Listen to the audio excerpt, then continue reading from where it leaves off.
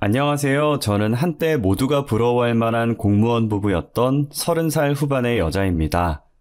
였던이라고 밝혔던 것처럼 지금은 이혼을 하고 딸과 둘이서 살아가고 있어요. 제 인생은 태어나는 순간부터 지금까지 한순간도 조용할 날이 없었던 것 같아요. 저는 어렸을 때 부모님이 돌아가셨고 돌봐줄 가족이 없어서 보육원에서 자랐어요.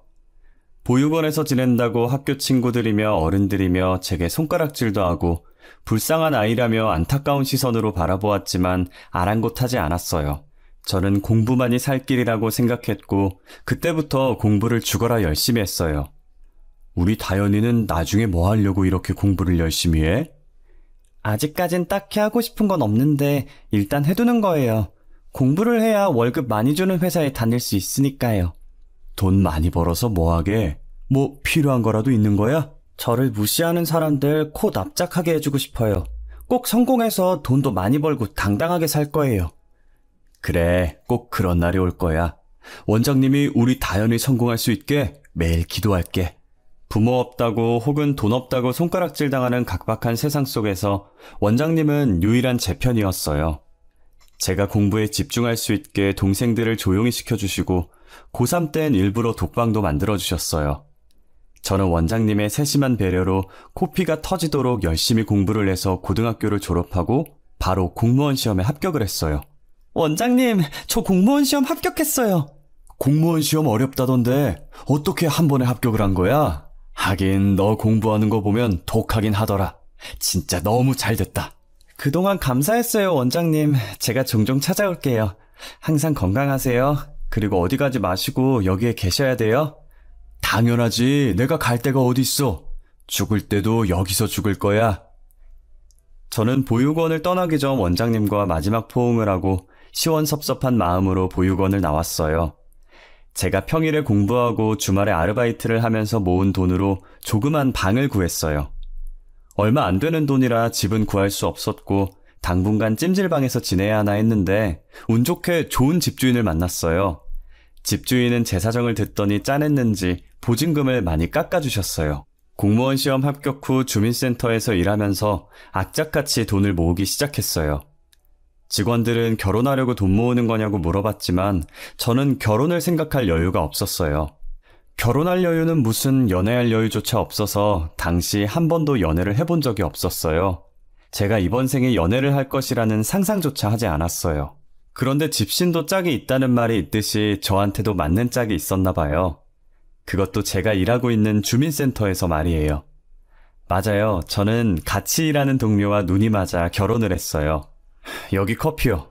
혼자 뭘 그렇게 바쁘게 일해요. 누가 보면 여기 일은 다현 씨가 다 하는 줄 알겠어요. 쉬엄쉬엄 해요. 직원들 쉴 때 같이 쉬고 일할 때 같이 일하자고요. 커피 감사합니다. 그냥 쉬면 안 될 것 같다는 느낌이 들어서요. 사람들이 그러잖아요. 공무원들은 놀 거 다 놀면서 쉽게 돈 받는다고. 그래서 다들 공무원 하려고 난리인데. 그러니까 다현 씨도 저희 쉴 때 좀 쉬세요. 남편은 매번 직원들이 쉴 때 제게 와서 커피를 건네주곤 했어요. 항상 같이 쉬자면서 제가 하던 것들을 다 내려놓게 하고 빈손에 커피를 쥐어주었어요. 저한테 남편은 제 손에 들려있는 따뜻한 커피 같은 존재였습니다. 어느 순간부터 남편을 보면 가슴이 떨리더니 눈도 제대로 못 마주치겠더라고요. 남편은 제가 계속 허공을 보고 이야기하자 내 얼굴을 붙잡고 자신과 눈을 마주치게 하더라고요. 사람 눈을 보고 이야기해야지. 왜 계속 딴 곳을 보고 이야기해요? 제가 저기 있어요? 그런 게 아니라 너무 떨려서. 뭐라고요? 잘 안 들려요. 그렇게 작게 말하면 제가 어떻게 알아들어요. 다시 말해봐요. 방금 뭐라고 했어요? 지성 씨만 보면 떨린다고요. 됐어요? 저의 갑작스러운 고백에 남편은 아무 말도 못하고 제 얼굴을 잡은 채로 눈만 꿈뻑이더라고요. 그래도 직원들이 간식 사러 다 밖에 나가서 없는 상태라 제 고백을 들은 사람은 남편뿐이었어요.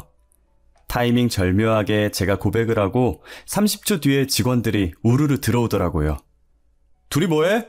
지성 씨는 왜 다현 씨 얼굴을 붙잡고 있어? 둘이 뭐야?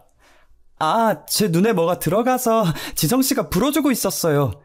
에이, 그런 거였어? 난 또 뭐 둘이 연애하는 줄 알았지. 둘이 되게 잘 어울려. 맞아요. 두 분 진짜 잘 어울리세요. 가끔 직원들끼리 두 분 사귀었으면 좋겠다고 얘기하고 그랬는데.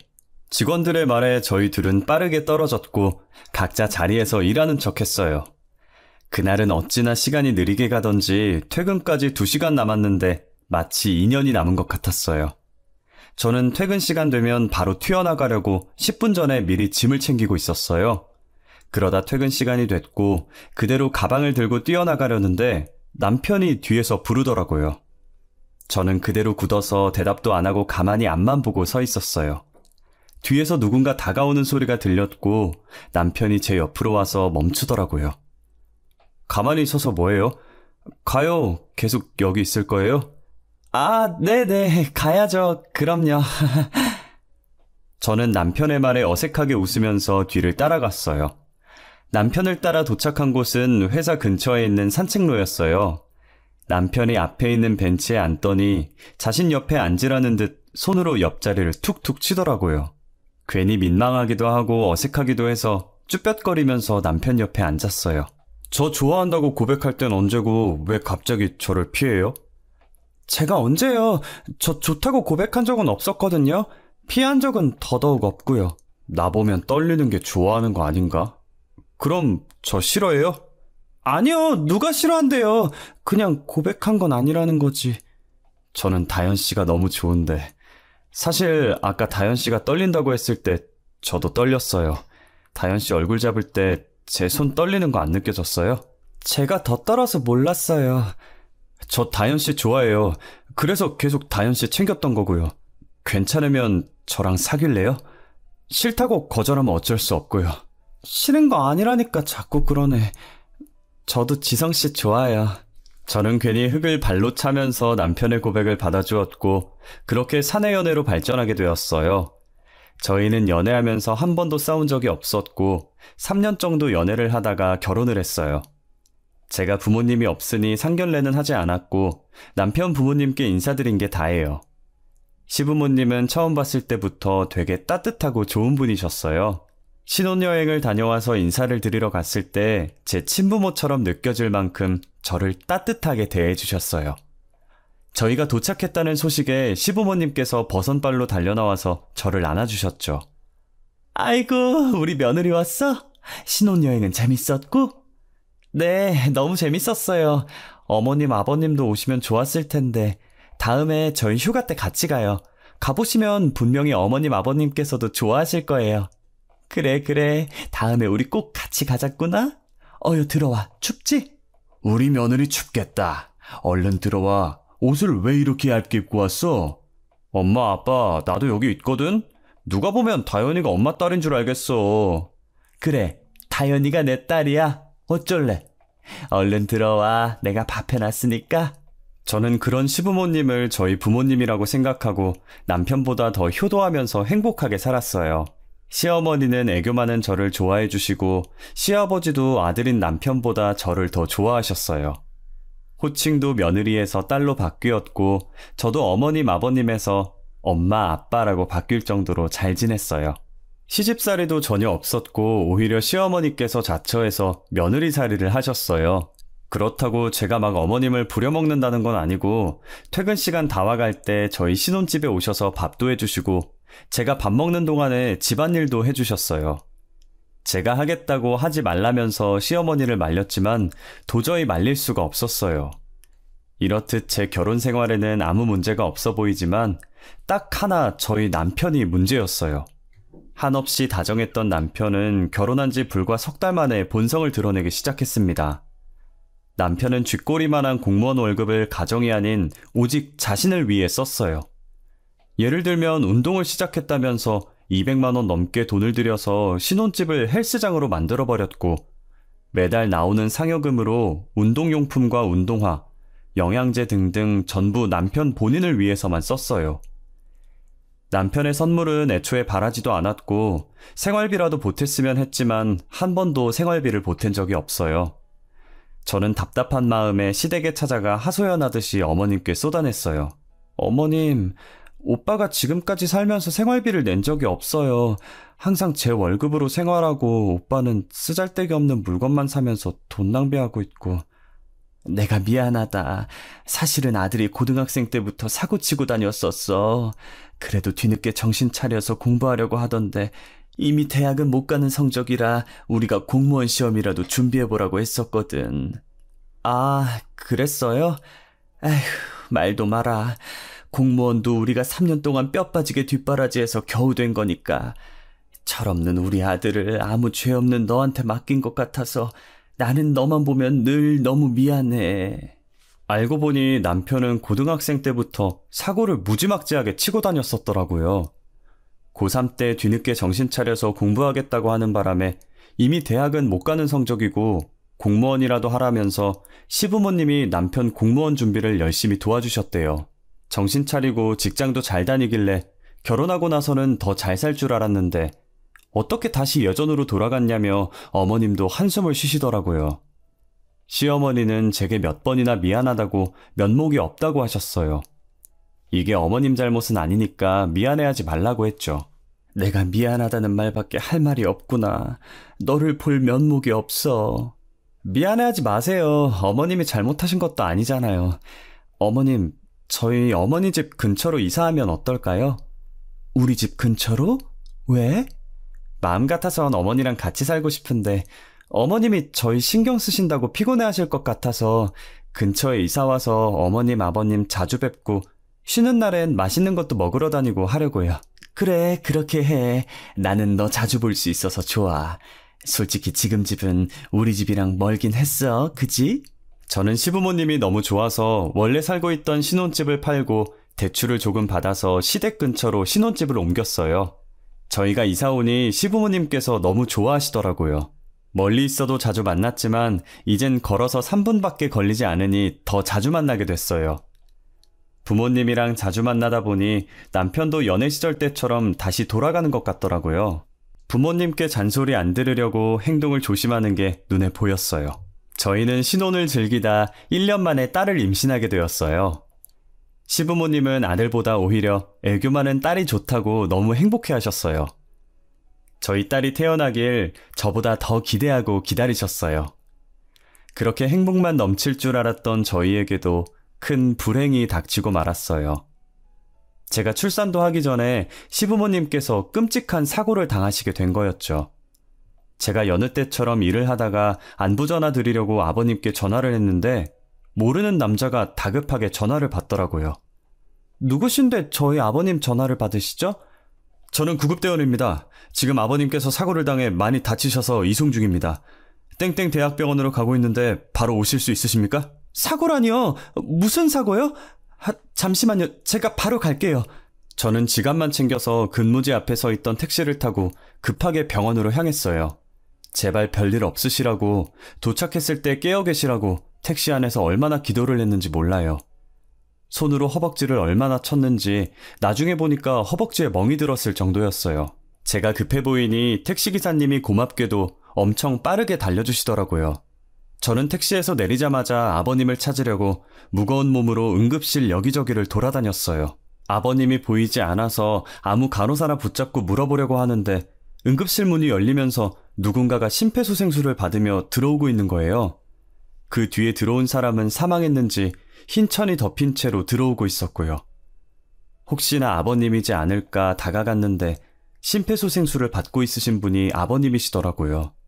저는 소리를 지르며 같이 들어온 구급대원을 붙잡고 어떻게 된 건지 물어봤어요. 이게 어떻게 된 거예요?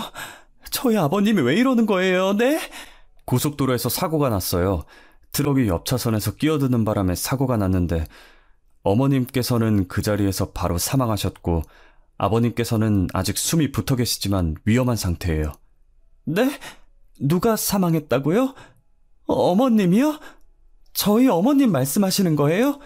네, 트럭이 급하게 꺾는 바람에 조수석에 앉으신 분께서 제일 피해를 입으셨어요.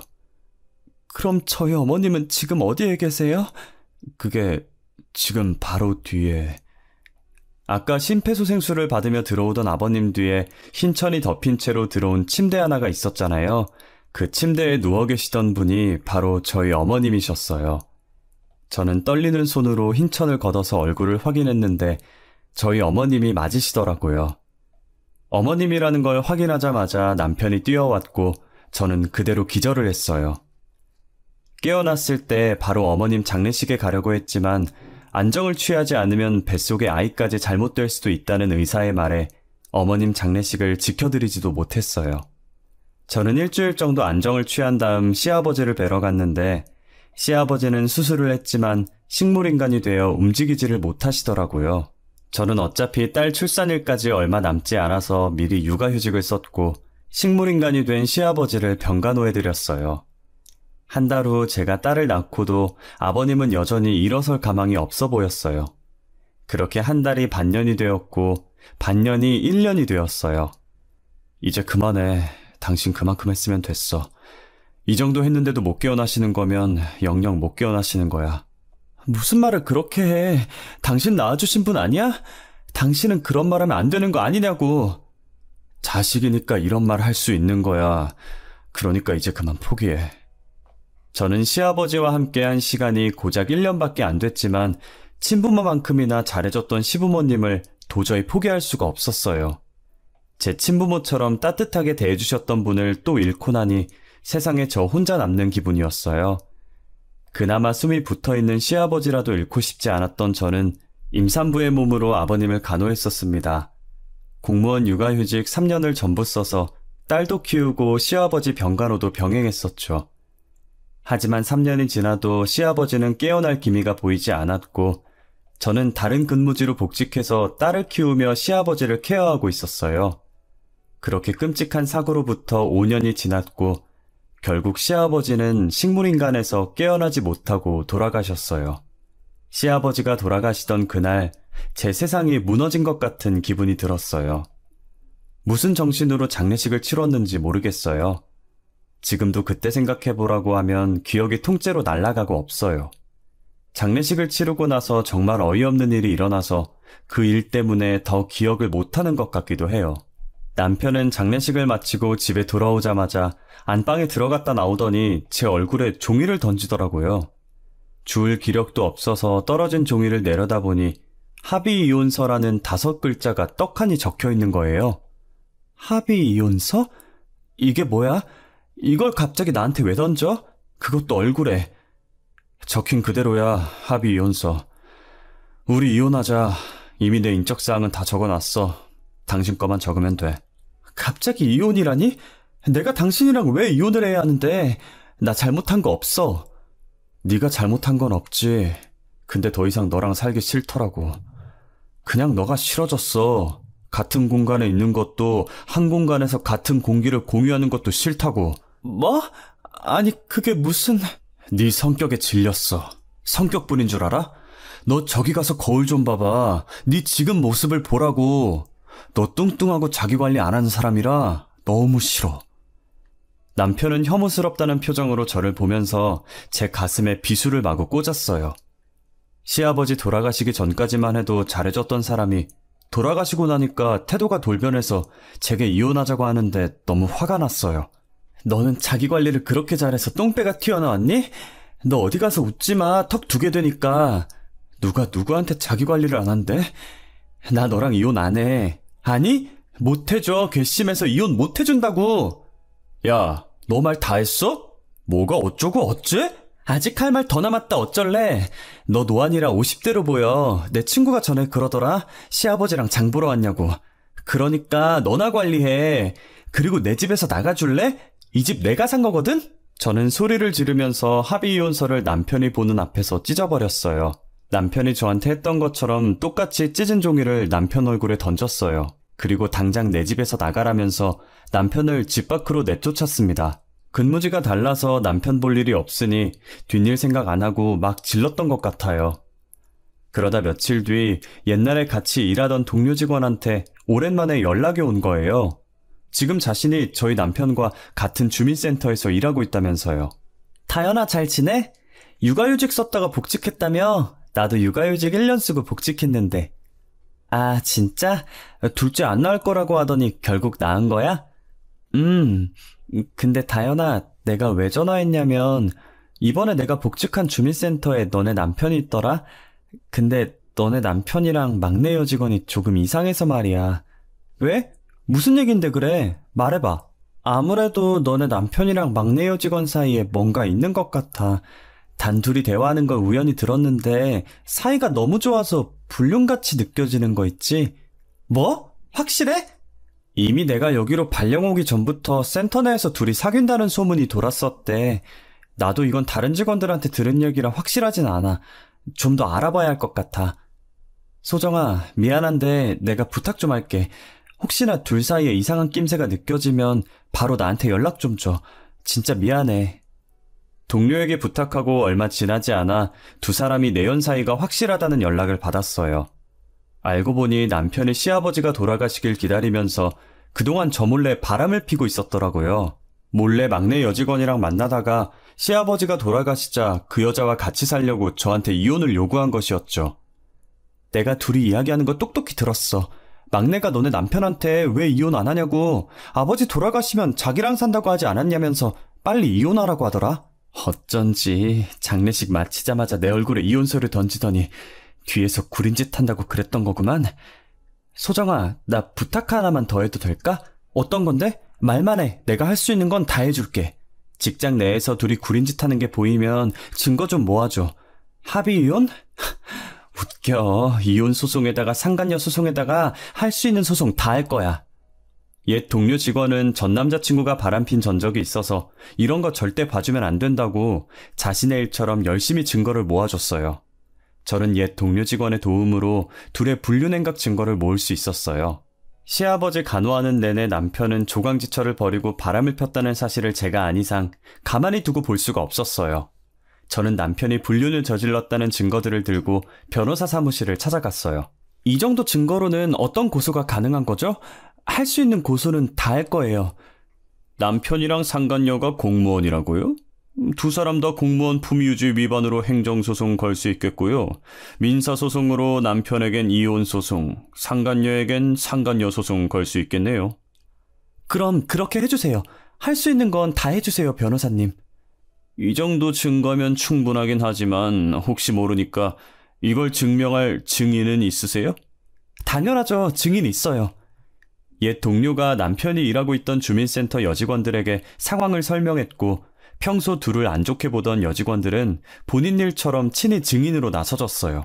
둘이 매번 노닥거리느라 일도 열심히 안 했었던지 센터 내 대부분의 직원들이 전부 혀를 끌끌 차며 저를 응원해 주셨어요. 다행히 여직원들의 증언이 불륜 사실을 뒷받침할 증거로 정상 참작되었고 결국 남편과 상간녀는 중징계로 공무원에서 파면됐어요. 그리고 남편과 길고 긴 이혼 소송 끝에 위자료와 양육비를 받으며 이혼하게 되었습니다.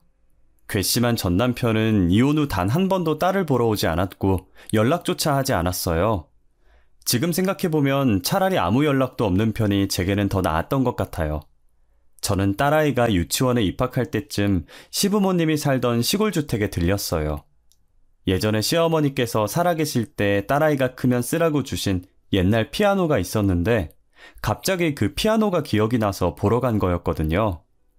딸이 피아노를 보고 좋아서 방방 뛰다가 실수로 피아노 의자를 넘어뜨렸는데 거기서 시어머니께서 제게 쓴 자필 편지가 있는 거예요. 타연아, 못난 우리한테 와줘서 너무 고마워. 만약에 우리가 잘못돼서 세상에 없거든 너가 이 집에서 살아줬으면 한다. 소중한 내 딸, 항상 고맙고 미안하다. 시어머니는 시골집을 제게 상속하겠다는 유언장과 함께 공정증서를 남겨두셨어요. 사람 목숨이라는 게 언제 갑자기 죽을지 모르는 것이니 어머님께서 미리 남겨두신 것 같았어요. 저는 변호사를 만나 고인이 되신 시어머니의 명의로 된 시골집을 상속받을 준비를 했어요. 저희 어머님께서 돌아가셨는데 이렇게 유언장이랑 공정증서를 남겨놓고 돌아가셨어요. 어머님 유언장처럼 제가 어머님의 집을 상속받을 수 있나요? 보통은 며느리가 상속을 받기 힘들어요. 하지만 시아버지를 끝까지 병간호한 것으로 기여받을 수 있긴 해요. 제가 서류 정리해서 가정법원에 제출해 보도록 하겠습니다. 저는 변호사가 하라는 대로 필요한 서류들을 발급받아서 제출했어요. 그 뒤로는 변호사께서 알아서 하신다고 하셔서 가만히 기다리고 있었죠. 그런데 어떻게 알았는지 전 남편이 돈 냄새를 맡고 제게 연락을 했더라고요. 너 우리 엄마 집 상속받아? 네가 왜 우리 엄마 집을 상속받는데? 우리 엄마랑 피도 안 섞인 남주제 왜 네가 받냐고! 그럼 네가 받아야 되니? 양심이라는 게 조금이라도 있으면 이런 말 하면 안 되지. 네 가슴에 손 얹고 생각해봐. 그동안 시부모님한테 네가 어떻게 했는지. 내가 뭘 어쨌는데? 나 아무것도 안 했어. 아무것도 안 한 게 죄야. 살아생전 부모한테 효도 한 번 안 했으면서 어디서 재산 받아갈 생각을 해? 너 다시는 나한테 연락하지 마. 알겠어? 저는 혼자서 시아버지 병간호한 것이 인정되어 어머님이 남기신 시골집을 상속받을 수 있었어요. 하지만 전 남편은 이 판결을 인정하지 못하겠는지 제게 유류분 반환 청구 소송을 걸었더라고요. 다행히 1심과 2심 전부 시어머니가 돌아가신 지 5년도 더 넘어서 남편이 패소를 했고 현재 저는 넓은 시골집에 이사와서 딸과 함께 살고 있어요. 그런데 요즘 따라 제게 모르는 번호로 계속 연락이 오는 거예요. 혹시나 남편일까 싶어서 안 받으려다가 고민 끝에 받아보면 죄다 부동산 직원들이더라고요. 안녕하세요. 하늘부동산입니다. 혹시 이다연 씨 맞으실까요? 네, 제가 이다연인데 부동산에선 어쩐 일로 저한테 연락을 주신 거죠?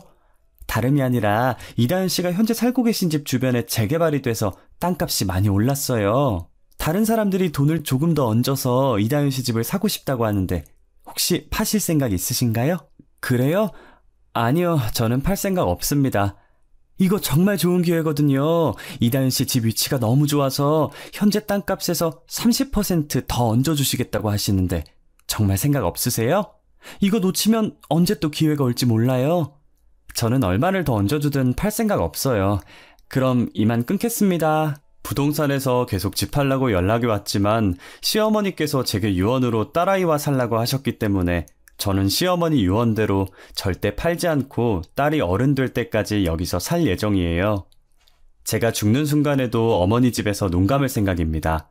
다행히 딸이 치료를 열심히 받은 덕분에 지금은 자폐증이 그리 심해지지 않았어요. 아무래도 자폐증은 완치가 없다 보니 다른 아이들과는 확실히 달랐어요.